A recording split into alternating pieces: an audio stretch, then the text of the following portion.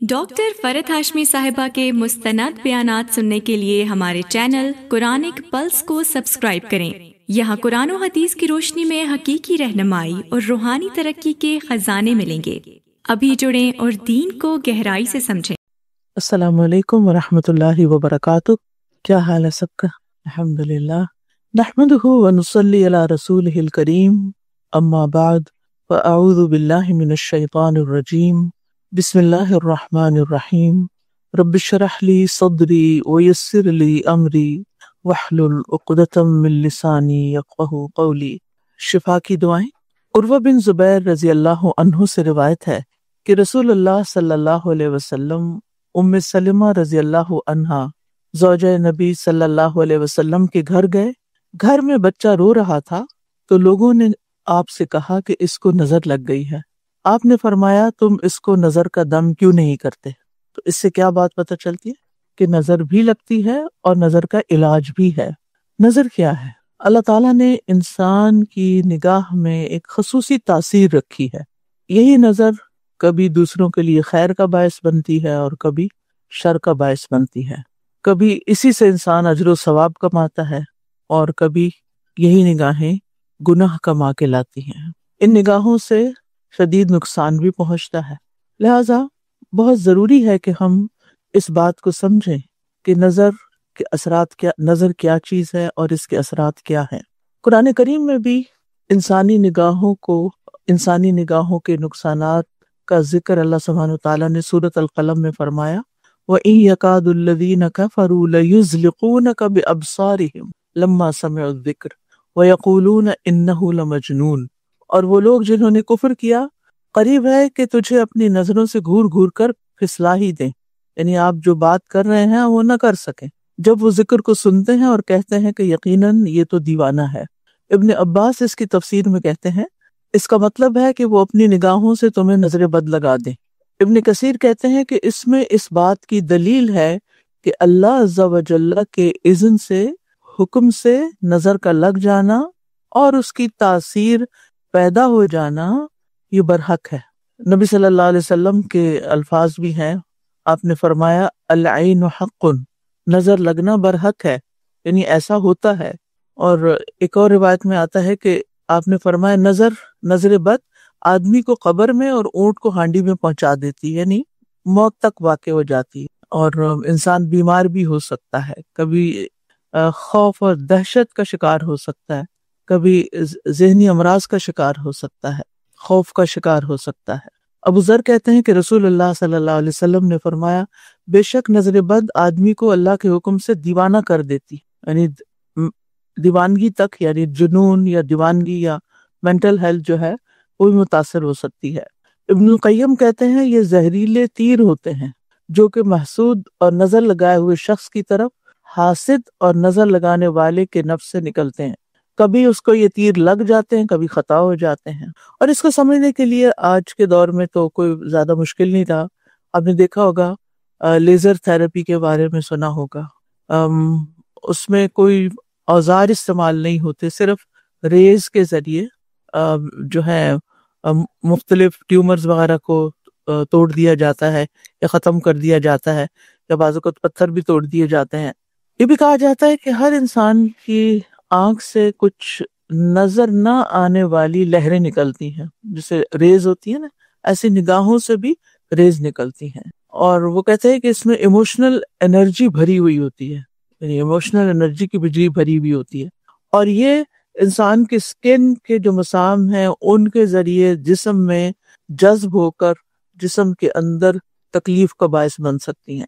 کبھی فائدہ بھی ہوتا ہے اور کبھی اگر یہ پازیٹیو ہو، مثبت ہو تو فائدہ ہو سکتا ہے، اور اگر منفی ہو تو نقصان ہو سکتا ہے۔ اب یہ جو نظر بد ہوتی ہے وہ اصل میں منفی لہریں ہوتی ہیں، نیگیٹو ہوتی ہیں، جس کی وجہ سے دوسرے انسان کے جسم کا نظام درہم برہم ہوتا ہے، اور پھر انسان کے خون کے اندر بھی تبدیلی پیدا ہو جاتی ہے، کوئی کیمیکل ری ایکشن ہوتا ہوگا، اللہ عالم۔ اب اس کے اسباب کیا ہیں؟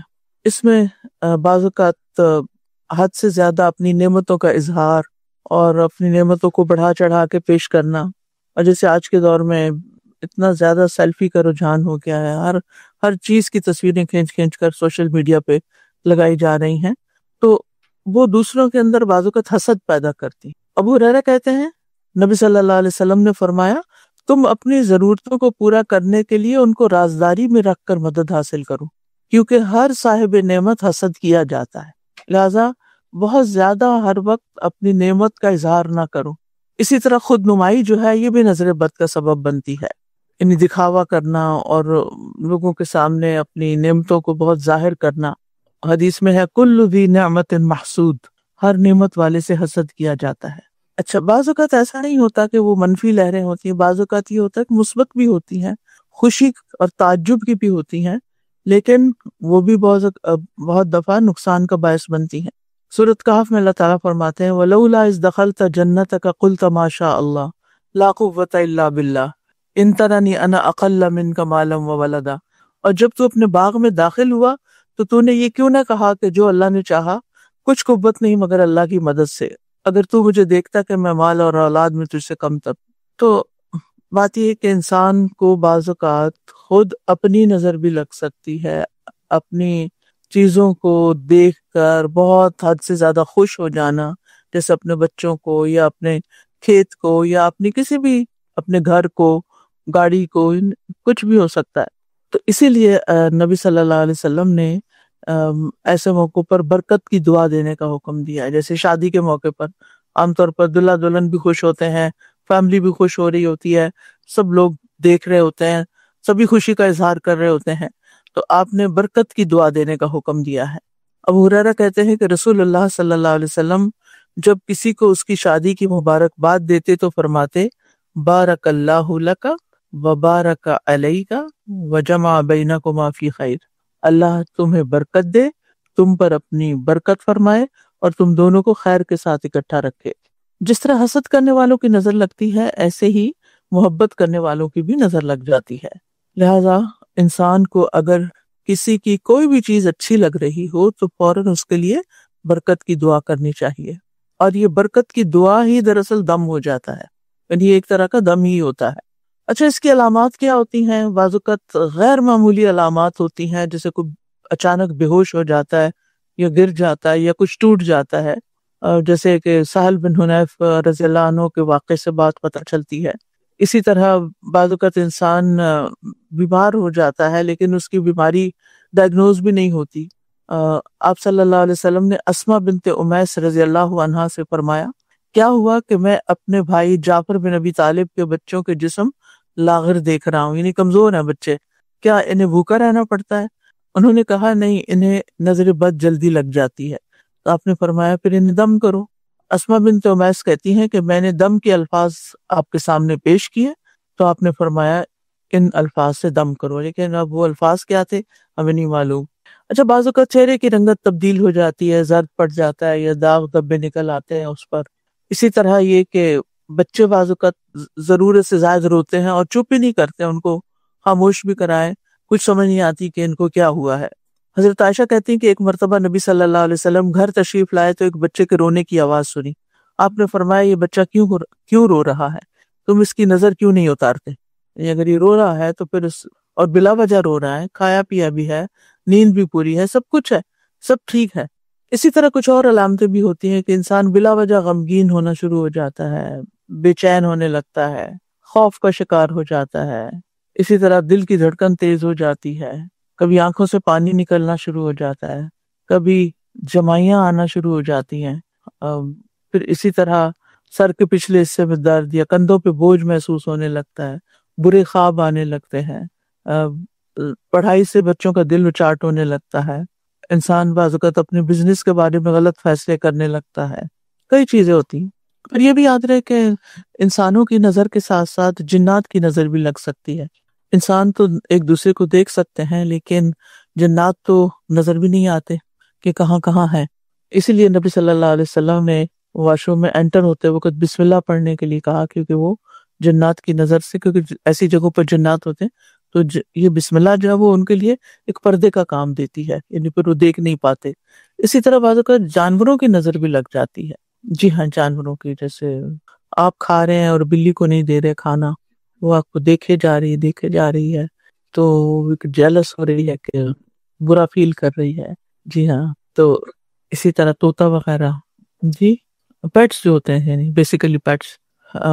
ابن عباس کہتے ہیں کہ انہوں نے کہا نبی صلی اللہ علیہ وسلم درج ذیل کلمات سے حضرت حسن اور حسین کو دم کیا کرتے تھے، اعوذکما بکلمات اللہ التامۃ من کل شیطان وہامۃ وعین اللامۃ۔ کیا مطلب ہے اس کا؟ میں اللہ کے کلمات تامہ، تمام کلمات کے ذریعے سے ہر شیطان، زہریلے جانور اور ہر ضرر رساں نظر کے شر سے پناہ مانگتا ہوں۔ ٹھیک، وہ ویسے بھی کاٹ سکتے ہیں، لیکن یہ کہ یعنی جہاں من کل عین لامۃ، یہ عام لفظ ہے جو انسان، جنات، جانوروں سب کے لیے آیا۔ اسی طرح نبی صلی اللہ علیہ وسلم نے فرمایا سانپوں کو قتل کر دو، خصوصاً 2 سفید لکیروں والے اور دم بریدہ کو، جن کی دم کٹی ہوئی ہو، کیونکہ یہ حمل کو گرا دیتے ہیں اور بصارت زائل کر دیتے ہیں، یعنی ان کی نظر جو ہے، جی۔ پھر اسی طرح کتے کی نظر کے بارے میں بھی آتا ہے، ابن عباس کہتے ہیں کتے جنات میں سے ہیں، بس جب یہ تمہیں کھانے کے وقت پالے تو ان کے سامنے کوئی کھانے کی چیز ڈال دیا کرو، یعنی خود کھاؤ تو ان کو بھی کچھ نہ کچھ دے دو، کیونکہ ان کی نظر بد لگ جاتی ہے۔ اور بے شک قریب ہے کہ وہ لوگ جنہوں نے کفر کیا ضرور آپ کو اپنی نگاہوں سے پھسلا دیں جب یہ قرآن کو سنتے ہیں اور کہتے ہیں یقیناً یہ تو مجنون ہے۔ کیا ہم نے آپ کے لیے آپ کا سینہ کھول نہیں دیا اور ہم نے آپ پر سے آپ کا بوجھ اتار دیا، وہ جس نے آپ کی کمر توڑ دی تھی، اور ہم نے آپ کے لیے آپ کا ذکر بلند کر دیا۔ بس بے شک ہر تنگی کے ساتھ ایک آسانی ہے، یقیناً ہر تنگی کے ساتھ ایک اور آسانی ہے۔ بس جب آپ کو فراغت ملے تو عبادت میں محنت کیجیے اور اپنے رب کی طرف بس رغبت کیجیے۔ اس دعا کے ریفرنس میں سلسلہ صحیحہ کی حدیث آتی ہے، عبداللہ بن عامر کہتے ہیں کہ عامر بن ربیعہ اور سہل بن حنیف دونوں غسل کرنے کے ارادے سے نکلے۔ وہ کوئی اوٹ تلاش کر رہے تھے۔ سہل نے اون کا جبہ اتارا۔ عامر کہتے ہیں کہ جب میں نے اسے دیکھا تو اسے میری نظر لگ گئی۔ وہ پانی میں اتر کر نہانے لگ گیا۔ میں نے پانی میں اس کے بڑبڑانے کی آواز سنی۔ میں اس کے پاس آیا، اسے 3 دفعہ آواز دی، لیکن اس نے جواب نہ دیا۔ پھر میں نبی صلی اللہ علیہ وسلم کے پاس آیا اور ساری بات بتائی۔ آپ تشریف لائے اور پانی میں داخل ہو گئے، گویا کہ میں اب بھی آپ کی پنڈلیوں کی سفیدی دیکھ رہا ہوں۔ آپ نے اس کے سینے پر 3 دفعہ ہاتھ مارا اور پھر یہ دعا دی، اللہم اذہب عنہ حرہا وبردہا ووصبہا، اے اللہ اس کی گرمی اور سردی اور بیماری اور لاغری دور کر دے۔ پھر کھڑے ہو کر فرمایا، جب کسی کو اپنے بھائی کا وجود یا کوئی مال پسند آئے تو اس کے لیے برکت کی دعا کرے، کیونکہ نظر لگ جانا برحق ہے۔ تو اس حدیث سے جو باتیں ہمیں پتہ چلتی ہیں وہ یہ کہ نظر بد لگتی ہے، اس کا اثر ہوتا ہے۔ اور عامر بن ربیعہ جو ایک صحابی تھے اور ان کی کوئی بری نظر نہیں تھی، لیکن چونکہ سہل بن حنیف کا وجود انہیں پسند آیا تو ان کی نظر لگ گئی اور سہل جو تھے وہ بیمار پڑ گئے۔ اور پھر نبی صلی اللہ علیہ وسلم نے یہ دعا بھی سکھائی اس موقع پر کہ اگر کسی کو نظر لگی ہو تو اس کے لیے کیا پڑھا جائے۔ اور یہ آپ صلی اللہ علیہ وسلم کی اس میں تواضع بھی پتہ چلتی ہے کہ کس طرح وہ صحابہ کے ساتھ ان کے غم، دکھ، تکلیف میں پہنچ جایا کرتے تھے۔ یعنی جب ان کو پتہ چلا کہ ان کے ایک ساتھی اس طرح بیمار پڑ گئے ہیں تو سب کچھ چھوڑ کر فوراً ان کے ساتھ آئے اور ان کے لیے دعا کی اور وہ ٹھیک ہو گئے۔ اب جہاں تک اس دعا کا تعلق ہے تو اس میں سب سے پہلے اللہم اذہب عنہ حرہا، اے اللہ لے جا اس سے اس کی ہر کہتے ہیں گرمی کو، حرارت کو، سوزش کو، تیزی کو۔ تو اس سے مراد کیا ہے؟ یہ کون سی گرمی ہے؟ یعنی نظر بد کی وجہ سے جسم میں پیدا ہونے والی حرارت یا بے چینی ہوتی ہے نا، ایک بے چینی سی اور ایک انریسٹ سا، کیونکہ نظر بد سے بعض اوقات جسم میں ایسی علامات پیدا ہو جاتی ہیں جیسے بخار ہو جائے یا کوئی انفلیمیشن کی طرح کی کوئی چیز محسوس ہو اور جسم جو ہے وہ بے چینی کا شکار ہو جائے۔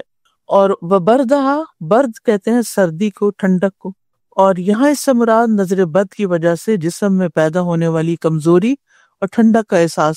بعض اوقات آپ نے دیکھا ہوگا کہ مریض یا بچے جو ہے نا شیور کرنے لگتے ہیں، باقی سب لوگوں کا ٹمپریچر ٹھیک ہوتا ہے، لیکن کچھ لوگ کہتے ہیں کہ ہمیں اچانک سردی لگنی شروع ہوئی اور ہم نے کمبل بھی لے لیا اور رضائی بھی لے لی اور گرم پانی بھی پی لیا اور سب کچھ کر لیا، لیکن ٹھنڈ نہیں ختم ہو رہی تھی۔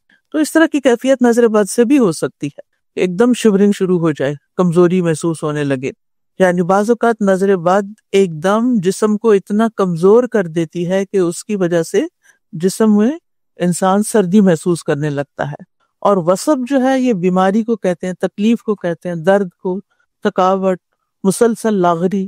اور یہاں بھی اس سے مراد کیا ہے کہ نظر بد کی وجہ سے کوئی بھی جو جسمانی یا ذہنی بیماری ہو سکتی ہے، جس کی وجہ سے انسان پھر چلنے پھرنے کے قابل بھی نہیں رہتا، کوئی کام کرنے کے قابل نہیں رہتا، تو اللہ تعالیٰ اسے بھی دور کر دے. بعض اوقات کوئی شخص نیکی میں ہم سے آگے نکل جاتا ہے، کسی خیر کے کام میں ہم سے سبقت لے جاتا ہے، تو ہمیں اس پر حسد ہو جاتا ہے.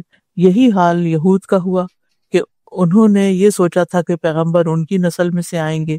جب وہ عربوں میں سے آ گئے تو انہوں نے یہ سوچا کہ عرب سبقت لے گئے ہم پر، اب ان کو ہی سارا فائدہ ملا یا عزت ملی، یا نبی صلی اللہ علیہ وسلم کا آنا، آخری نبی کا آنا ایک بہت عزت کی بات تھی. تو اس پر حالانکہ ان پر حق ظاہر ہو چکا تھا، ان کے شکوک و شبہات دور ہو چکے تھے، لیکن حسد کی بنا پر انہوں نے خود بھی انکار کیا. اور نہ صرف یہ کہ خود انکار کیا، بلکہ اس بات کی بھی کوشش کی کہ جو ایمان والے ہیں ان کو بھی بھٹکا دیا جائے. جی، تو یہ آیت بھی چونکہ اس میں لفظ حسد آتا ہے، تو اس لیے عمومی طور پر علماء ان آیات کا انتخاب کرتے ہیں جس میں وہ خاص الفاظ موجود ہوتے ہیں.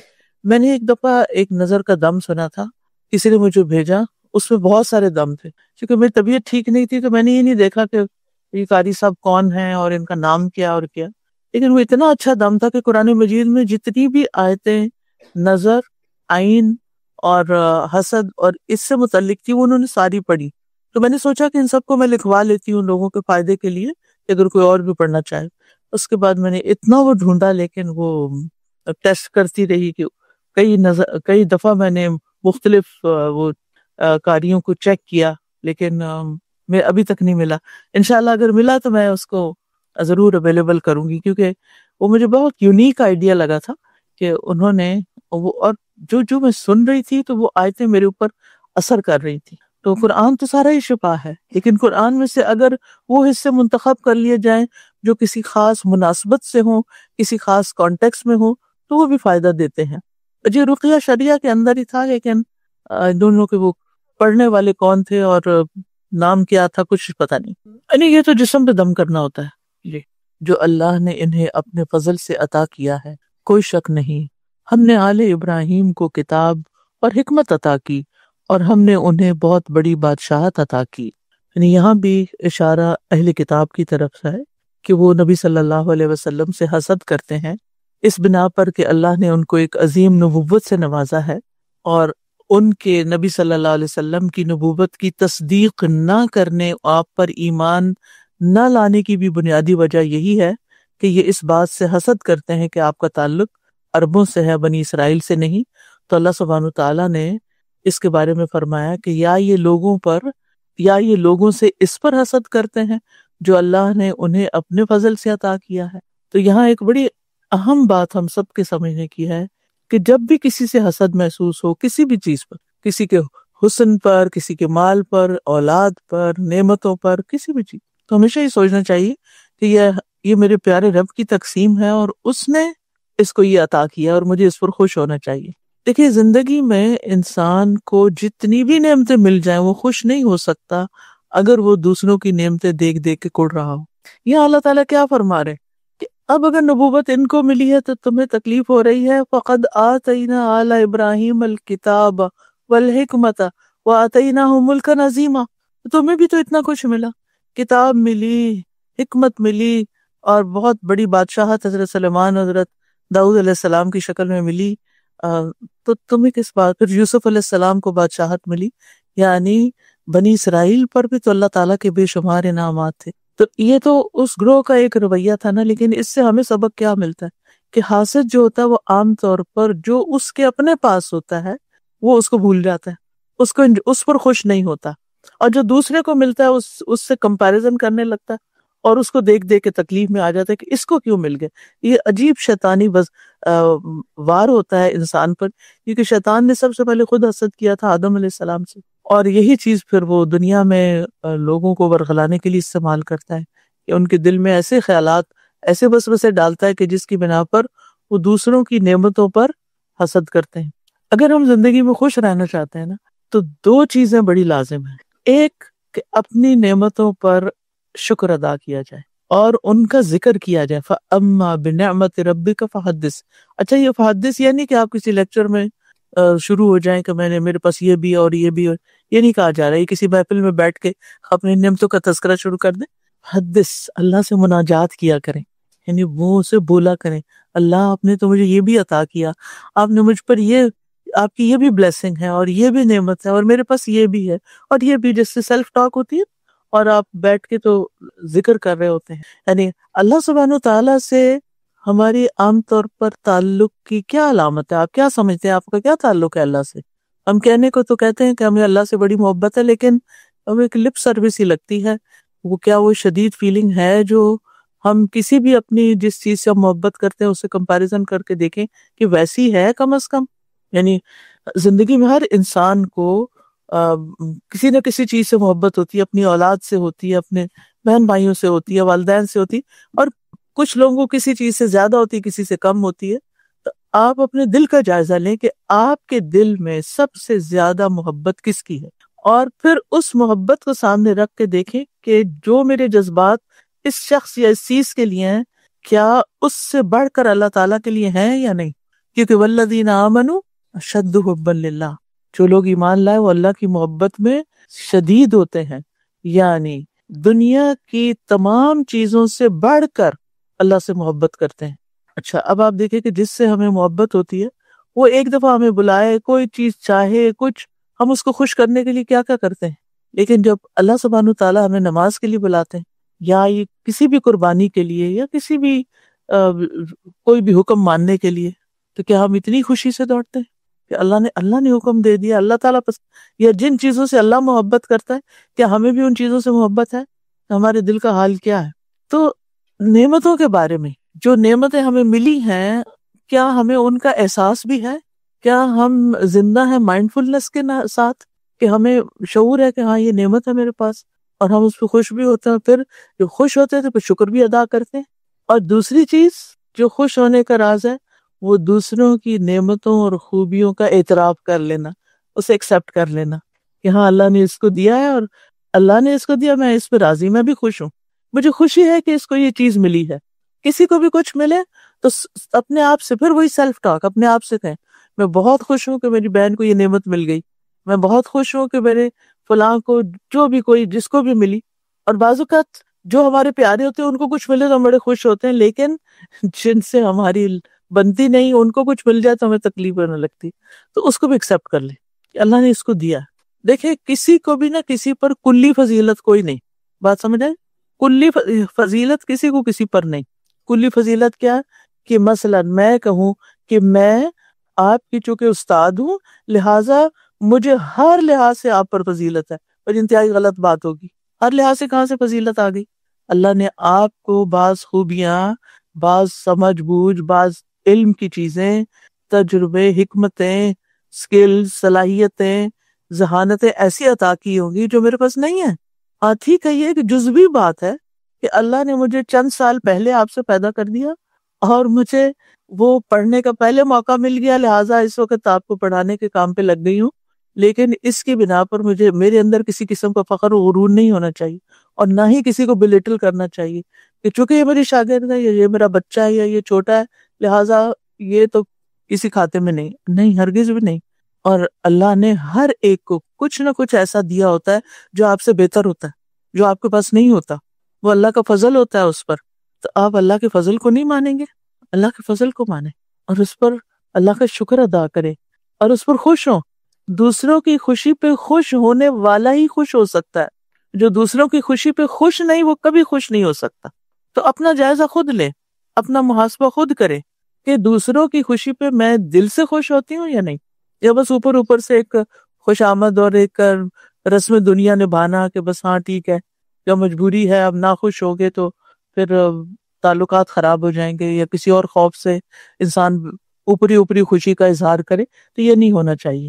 اس لیے خوش ہونا چاہیے کہ الحمدللہ اللہ نے اس کو اس چیز سے نوازا ہے، کسی کو اچھی آواز سے، کسی کو علم سے، کسی کو مال سے، کسی کو حکمت سے، کسی کو کسی چیز سے. تو جو بھی جس کے پاس ہے اسے ایکسیپٹ کر لیں. اپنے اوپر آنے والی تکلیف اور آزمائش کو ایکسیپٹ کر لیں کہ یہ میرے حصے کی تھی اور یہ ایسی ہے، لہٰذا اس کے ساتھ مجھے جینا ہے. اور دوسرے کو ملنے والی نعمت کو ایکسیپٹ کر لیں کہ یہ اللہ نے اس پر فضل کیا ہے اور اس پر اللہ کی رحمت ہوئی ہے، تو اللہ کے فضل پر میں خوش ہوں. اب آپ دوبارہ ذرا اس آیت کو پڑھیں. ام یحسدون الناس علی ما آتاہم اللہ من فضل، اللہ نے کسی اور کو نعمت دے دی تو اس پہ تمہیں حسد ہو گیا. فقد آتینا آل ابراہیم الکتاب والحکمت وآتیناہم ملکا عظیما، دین دنیا دونوں دی تمہیں وہ نہیں یاد رہی، اس پر ہی اگر تم شکر ادا کرو تو تمہارے لیے بہت فائدہ ہے. پھر اسی طرح یہ ہے کہ نظر بد کی دو اور قسمیں بھی ہیں، اور وہ ہے انسان کی نظر اور دوسری ہے جن کی نظر. یعنی انسانوں کی نظر کے علاوہ جنات کی نظر بھی ہوتی ہے.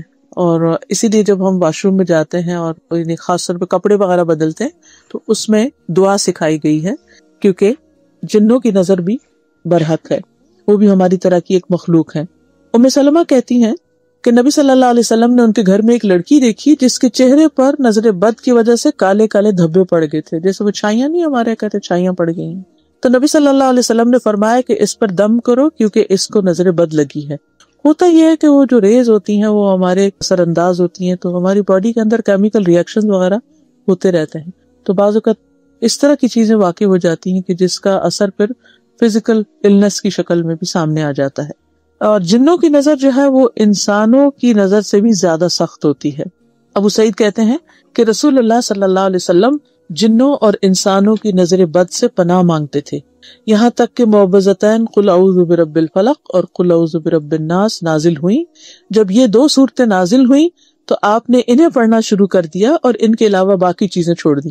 تو اس سے ہی پتہ چلتا ہے کہ اگر بہت سی دعائیں نہ بھی یاد ہو تو کم از کم یہ معوذتین جو ہیں فلق ناس، یہ صبح اور شام 3 دفعہ اگر انسان پڑھ لے تو سارے دن کے لیے اور ساری رات کے لیے پروٹیکٹ ہو جاتا ہے.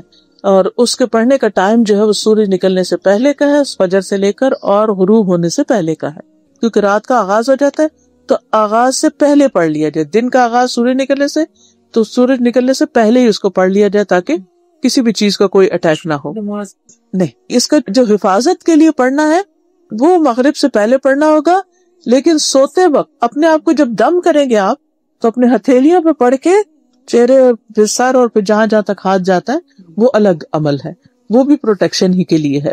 پھر اسی طرح یہ ہے کہ بعض اوقات تعجب والی نظر جو حیران کو نظر آتی ہے، جسے ہم کہتے ہیں نا اچھا واو، ماشاء اللہ نہیں کہتے، تبارک اللہ نہیں کہتے، تو یہ تعجب والی نظر بھی لگتی ہے. یعنی کہ کوئی کسی کی چیز کو دیکھ کے بہت حیران یا خوش ہوتا ہے تو اس سے بھی بعض اوقات نقصان ہو جاتا ہے. وہ ایسا نہیں کہ اس کی کوئی نیت بد ہوتی ہے یا اس کے اندر کوئی حسد یا جیلسی ہوتی، اوور ایکسائٹمنٹ جو ہے وہ بھی نقصان کا باعث بن جاتی، کیونکہ ہر چیز میں ہمارا دین جو ہے نا وہ اعتدال سکھاتا ہے، درمیانی راہ، نہ نفرت کی انتہا اور نہ خوشی کی انتہا، بلکہ ہر چیز اعتدال میں. اس بارے میں ہم دیکھتے ہیں سورۃ کہف میں آتا ہے ایک شخص کا باغ تھا بڑا خوبصورت، تو جل گیا، تو دوسرے نے کہا وَلَوْلَا إِذْ دَخَلْتَ جَنَّتَكَ قُلْتَ مَا شَاءَ اللَّهُ لَا قُوَّةَ إِلَّا بِاللَّهِ إِن تَرَنِي أَنَا أَقَلَّ مِنْكَ مَالًا وَوَلَدًا. جب تو اپنے باغ میں داخل ہوا تو نے یہ کیوں نہ کہا کہ جو اللہ نے چاہا، کوئی قوت نہیں اور کچھ بھی نہیں مگر مدد اللہ ہی کی ہوتی ہے. اگر تو مجھے دیکھتا کہ میں مال اور اولاد میں تجھ سے کم ہوں تو کیا ہوا. اس میں آپ دیکھیے کہ ایک خاص چیز بتائی جا رہی ہے کہ جب انسان کسی بھی چیز کو دیکھ کر خوش ہو تو کہے ماشاء اللہ لا قوت الا باللہ، یعنی سب اللہ ہی کا دیا ہوا ہے. ابن حجر کہتے ہیں نظر کبھی خوشی اور تعجب کی صورت میں بھی لگ جاتی ہے، اگرچہ وہ حسد کے بغیر ہی کیوں نہ ہو، اگرچہ وہ کسی محبت کرنے والے کی طرف سے ہو، اگرچہ وہ کسی نیک آدمی کی طرف سے ہی ہو. اگر کسی آدمی کو کوئی چیز اچھی لگے تو اس کو فوراً اس چیز کے لیے برکت کی دعا کرنی چاہیے، بارک اللہ فیکم، جو اس کو اچھی لگتی ہے تو یہ اسی کی طرف سے دم ہو جائے گا. یعنی ادھر سے نظر کا تیر آ رہا ہے اور ادھر سے دعا آ رہی ہے تو وہ ایک چیز جو ہے وہ دوسرے کو ہٹا دے گی. تو اس میں آپ دیکھیے کتنی بہترین چیز ہمیں پتہ چلی. یعنی برے انسان کی تو لگے گی لیکن آپ کے محبت کرنے والے کی بھی لگ سکتی ہے، نیک لوگوں کی بھی لگ سکتی ہے. بعضوں کا تو ہم کہتے ہیں نا کہ فلاں تو بڑا نیک ہے، بڑا اچھا انسان ہے، بڑے اچھے اخلاق کا ہے، تو سیف ہے اس کے پاس اپنے بچے کو چھوڑنا، یا لیکن وہ بھی انسان ہے اور اس کی نظر بھی ہو سکتی ہے. اب ہم کس کس کو روکیں اور کس کس سے کچھ لڑیں جھگڑیں؟ کرنا کیا ہے؟ اپنے آپ کو پروٹیکٹ کرنا ہے، اپنی حفاظت کرنی ہے، اور اس کا آگے انشاءاللہ طریقہ بتاؤں گی. پھر اسی طرح یہ ہے کہ بعض نظریں بیمار کر دیتی ہیں. ہر نظر بیمار نہیں کرتی، بعض نظریں بیمار کر دیتی ہیں اور اس میں مریض کے اوپر علامات ظاہر ہونے لگتی ہیں. حدیث میں آتا ہے رسول اللہ صلی اللہ علیہ وسلم نے فرمایا بے شک نظر بد اللہ کے اذن سے انسان کو دیوانہ کر دیتی، یعنی ذہنی بیماریاں، نفسیاتی بیماریاں، ڈپریشن کی بیماری، ایسی بیماریاں کہ جن کا کہیں کوئی علاج ہی نہیں اور کوئی ڈائگنوسس بھی نہیں ہوتے، کچھ پتہ ہی نہیں چلتا کہ یہ مسئلہ ہے کیا. پھر اسی طرح کچھ نگاہوں سے موت بھی واقع ہو جاتی ہے، یہ زہریلی نگاہیں ہوتی ہیں. اسمعی کہتے ہیں، ایک لغوی ہے یہ، میں نے ایک آدمی کو دیکھا جس کی نظر بہت زیادہ لگتی تھی کہ اس نے کسی گائے کے متعلق سنا تو اس کو اس کے دودھ کی دھار کا نکلنا اچھا لگا. اس نے کہا یہ ان گایوں میں سے کون سی گائے ہے؟ تو انہوں نے اس گائے سے توریہ کرتے ہوئے کہا یہ تو فلاں ہے. کسی اور گائے کا بتا دیا، اصل کا نہیں بتایا تاکہ نظر نہ لگے. تو دونوں گائے ہلاک ہو گئی، یعنی وہ بھی اور دوسری بھی. پھر اسمعی کہتے ہیں کہ وہ شخص کہتا تھا جس کی نظر بہت لگتی تھی کہ جب میں کوئی ایسی چیز دیکھتا ہوں جو مجھے اچھی لگتی ہے تو مجھے یوں لگتا ہے میری آنکھ سے تپش اور حرارت نکل رہی ہے، یعنی آنکھوں سے ہیٹ نکل رہی ہے. اس سے اللہ کی طرف سے آزمائش ہوتی ہے. پھر اس معاملے میں یہ یاد رکھنا چاہیے کہ یہ بھی صرف اللہ کے اذن سے ہی لگ سکتی، ورنہ نہیں لگتی، چاہے کسی کی بھی ہو. یعنی نہ کسی کے اندر کمال ہے کہ کوئی کہے میری آنکھوں میں تو فٹ ہے وہ کچھ، میں جا کے جس سے مجھے نفرت ہے اس کو تو میں کچھ کر کے آتا ہوں. نو وے، کوئی کچھ نہیں کر سکتا جب تک کہ اللہ کا اذن نہ ہو. جی، ما اصاب من مصیبت الا باذن اللہ ومن یؤمن باللہ یہد قلبہ. جو مصیبت آتی ہے اللہ کے اذن سے آتی ہے، اور جو شخص ایمان لے آتا ہے اللہ پر، اللہ اس کے دل کو ہدایت بخش دیتا ہے، اور اللہ ہر چیز کو جاننے والا ہے. تو انسان یہ سمجھتا ہے کہ اللہ کے اذن سے ہوا، اللہ کا فیصلہ ہے.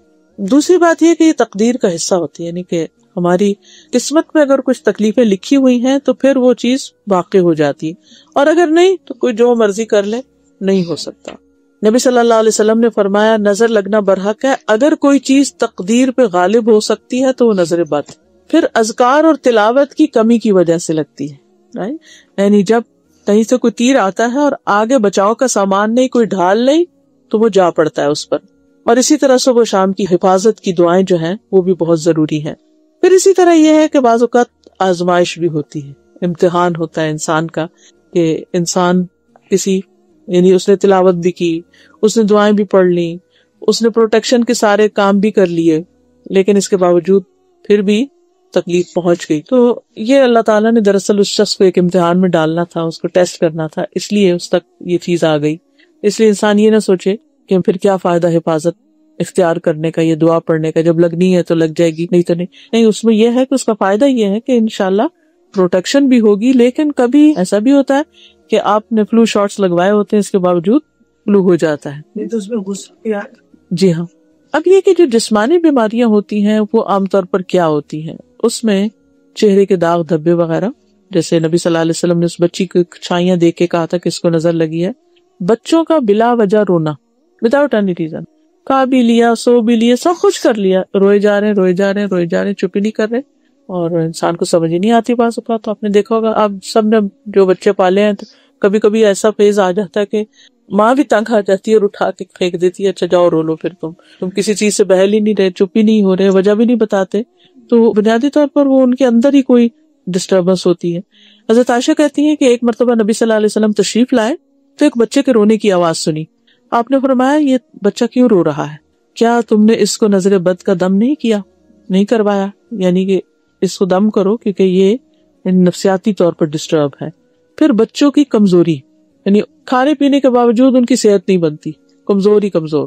اسماء بنت امیس کہتی ہیں کہ نبی صلی اللہ علیہ وسلم نے اسماء بنت امیس کو کہا کہ میں اپنے بھائی کے بیٹوں کو، جعفر جو تھے آپ کے کزن تھے، ان کے جسموں کو دبلا پتلا دیکھتا ہوں، کیا ان کو کھانے پینے کو نہیں ملتا، ان کو فقر و فاقہ ہے کچھ؟ تو انہوں نے کہا کہ نہیں، انہیں بہت جلد نظر بد لگ جاتی ہے. آپ نے فرمایا انہیں دم کرو. تو انہوں نے آپ صلی اللہ علیہ وسلم کے سامنے چند کلمات پڑھے، تو آپ نے فرمایا ان سے تم ان کو دم کرو، یعنی یہ کلمات پڑھ کے. پھر اسی طرح بعض اوقات انسان کے اندر نفسیاتی امراض پیدا ہو جاتے ہیں. بعض اوقات انسان اونچائی سے گر پڑتا ہے، یعنی مقام کی اونچائی ہو یا پھر ویسے فزیکلی کہیں چڑھا ہوا ہے، اچانک نیچے آ گرتا ہے. حدیث میں آتا ہے، نبی صلی اللہ علیہ وسلم نے فرمایا کہ بسا اوقات ایسا ہوتا ہے کہ وہ اونچی جگہ پر چڑھتا ہے پھر وہاں سے گر پڑتا ہے. ایک اور حدیث میں آتا ہے مسند احمد کی کہ یہ اوپر چڑھنے والے کو پھسلا دیتی ہے، سلپ کروا دیتی ہے. کبھی شدید بیماری بھی لگ جاتی ہے اور انسان کی جان خطرے میں پڑ جاتی ہے. عبداللہ بن عامر کہتے ہیں کہ عامر بن ربیعہ اور سہل بن حنیف دونوں غسل کرنے کے ارادے سے نکلے اور دونوں کوئی اوٹ تلاش کر رہے تھے. تو سہل نے اپنا اون کا جبہ اتارا، یعنی کوٹ اتارا. عامر کہتے ہیں کہ جب میں نے اسے دیکھا تو میری نظر اس کو لگ گئی. وہ پانی میں اتر کے نہانے لگ گیا. میں نے پانی میں اس کے بڑبڑانے کی کچھ آواز سنی. میں اس کے پاس آیا، 3 دفعہ آواز دی، اس نے کوئی جواب نہیں دیا.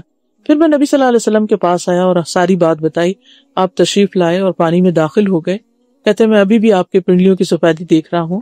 آپ نے اس کے سینے پہ 3 دفعہ ہاتھ مارا، پھر یہ دعا دی، اللہم اذہب عنہ حرہا وبردہا ووصبہا، اے اللہ اس کی گرمی سردی بیماری لاغری دور کر دے. پھر کھڑے ہوئے اور فرمایا جب کسی کو اپنے بھائی کا کوئی وجود یا مال پسند آئے تو اس کے لیے برکت کی دعا کرے، اس سے یعنی نظر نہیں لگے گی، کیونکہ نظر کا لگ جانا برحق ہے.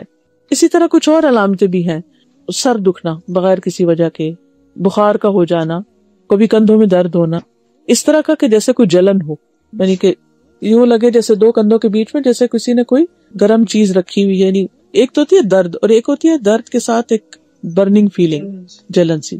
پھر اسی طرح نیچے والے حصے میں، پیٹھ کے نیچے والے حصے میں درد کا ہونا. قرآن سنتے وقت جمائیاں آنا، سننے میں یا پڑھنے میں قرآن میں دل نہ لگنا. اسی طرح ٹھنڈک میں بھی گرمی لگنا، اور کبھی الٹا کہ گرمی میں ٹھنڈک لگنے لگ جانا. بالوں کا اچانک گرنا شروع ہو جانا، پوری لٹیں جو ہیں وہ اترنا شروع ہو گئی ہیں. فوکس کھو دینا، فوکس نہ ہونا، کبھی وزن کا اچانک کم ہو جانا، بھوک نہ لگنا، کبھی چیز کو حفظ یاد نہ کر سکنا. یعنی بچے ہوتے ہیں نا حفظ قرآن حفظ کر رہے ہوتے ہیں، کبھی آپ نے ایکسپیرینس کیا ہوگا، کرتے کرتے جا کے کسی ایک سپارے پہ ایسا اٹکتے ہیں آگے نہیں بڑھ پاتے. بعض تو بچے چھوڑ ہی دیتے ہیں اور بعض رو دھو کے اور پھر دوبارہ کبھی شروع کرتے ہیں. پھر اسی طرح اسکن ڈیزیزز، پھر نیند کا کم آنا، تنہائی پسند ہو جانا، اس سے ملنے کو دل نہیں، رونے کی خواہش، بلا وجہ رونا بغیر کسی ریزن، کبھی صرف جسمانی اور کبھی روحانی جسمانی دونوں چیزیں اکٹھی ہو جاتی ہیں. اور اس میں خاص طور پر لوگوں میں جا کے نہ بیٹھنا، مردم بیزار ہونا، کسی سے میل ملاپ پسند نہ کرنا. پھر اس طرح ہسبینڈ وائف کے بیچ میں آپس کا تعلق ختم ہو جانا، یعنی فزیکل ریلیشن نہ ہونا، یا ویسے ہی آپس میں ایک دوسرے سے اچاٹ ہونے لگنا. مال میں برکت کا نہ ہونا، جس کام میں نظر لگی اس کام سے دل اچاٹ ہو جانا. یعنی بعض اوقات ہوتا ہے ایک انسان ایک چیز بڑی اچھی کر رہا ہوتا ہے، وہ اس کی ایکسپرٹیز ہوتی ہے، کسی کو بیکنگ کا شوق ہے، کسی کو کسی چیز کا، اچانک ہی شوق کا ختم ہو جانا اور بیزار ہو جانا اس کام سے. اچھا لوگوں پہ شک کرنے لگنا کہ یہ مجھے گھورتا ہے، یہ مجھے دیکھتا ہے، اس کی نظریں ایسی ہیں، یعنی لوگوں کے بارے میں منفی خیالات کا پیدا ہو جانا. پھر اسی طرح اس بات کا احساس ہونا کہ میں لوگوں کی وجہ سے کامیاب نہیں ہو پا رہا، یعنی لوگ مجھے آگے نہیں بڑھنے دے رہے، یعنی اس قسم کے منفی خیالات دل میں جم جانا. اب یہ ہے کہ بچا کیسے جائے؟ کیا اس شخص کا پتہ لگایا جائے کہ کون ہے ایسا جو مجھے نظر لگاتا ہے؟ بعض لوگ ایک دم آئیڈینٹیفائی ہو جاتے ہیں، سب ٹھیک تھا، اچانک بچے کو کچھ ہو گیا، اچانک کوئی چیز ایسی نقصان ہو گیا، تو اس وقت جو بھی کوئی ہو وہ اپنے آپ کو خود بھی آفر کر سکتا ہے کہ بھئی میں خوش ہو گئی تھی دیکھ کے، یا مجھے اچھی لگی تھی یہ چیز، تو ہو سکتا ہے میری نظر ہو. تو پھر وہ وضو کا پانی اس کا لے کے تو جس انسان پر لگی ہو نظر اس کے اوپر چھڑکا جا سکتا ہے. تو اس میں بچاؤ کے طریقوں میں سب سے پہلے تو یہ کہ انسان اللہ پہ بھروسہ کرے. کوئی چیز مجھے نہیں نقصان دے سکتی جب تک اللہ نہ چاہے، لہٰذا اللہ پہ توکل جو ہے نا اس کا سب سے بڑا علاج ہے. یعنی سن کے ساری باتیں تو انسان ہر وقت وہم نہ کرے، ہر چیز کے اوپر نظر کا ٹھپا نہ لگا دے کہ یہ بھی نظر ہے یہ بھی نظر ہے، نہیں ہے ضرور، لیکن ہر چیز نظر کی وجہ سے نہیں ہوتی. تو انسان اللہ پر بھروسہ کرے، اس پر توکل کرے، اور یہ پڑھے جب اسے ڈر یا کوئی خوف یا پریشانی لاحق ہو تو کہے حسبی اللہ لا الہ الا ہوا علیہ توکلت وہو رب العرش العظیم، میں نے اپنا معاملہ سارا اس کے سپرد کر دی، کچھ نہیں ہوتا مجھے. پھر اللہ کی پناہ لینا. حضرت عائشہ سے روایت رسول اللہ صلی اللہ علیہ وسلم نے فرمایا اللہ تعالیٰ سے نظر لگنے سے پناہ مانگو، یعنی اللہ سے یہ دعا کرنا کہ اللہ سبحانہ تعالیٰ مجھے نظر سے بچانا، لوگوں کی نظروں سے محفوظ کرنا، کیونکہ نظر کا لگنا برحق ہے۔ رسول اللہ صلی اللہ علیہ وسلم نے فرمایا، اللہ تعالیٰ فرماتا ہے میرا بندہ اگر مجھ سے مانگتا ہے تو میں اسے دیتا ہوں، اور اگر وہ کسی دشمن یا شیطان سے میری پناہ مانگتا ہے تو میں اسے محفوظ بھی رکھتا ہوں۔ ڈاکٹر فرحت ہاشمی صاحبہ کے مستند بیانات سننے کے لیے ہمارے چینل قرآنک پلس کو سبسکرائب کریں۔ یہاں قرآن و حدیث کی روشنی میں حقیقی رہنمائی اور روحانی ترقی کے خزانے ملیں گے۔ ابھی جڑیں اور دین کو گہرائی سے سمجھیں۔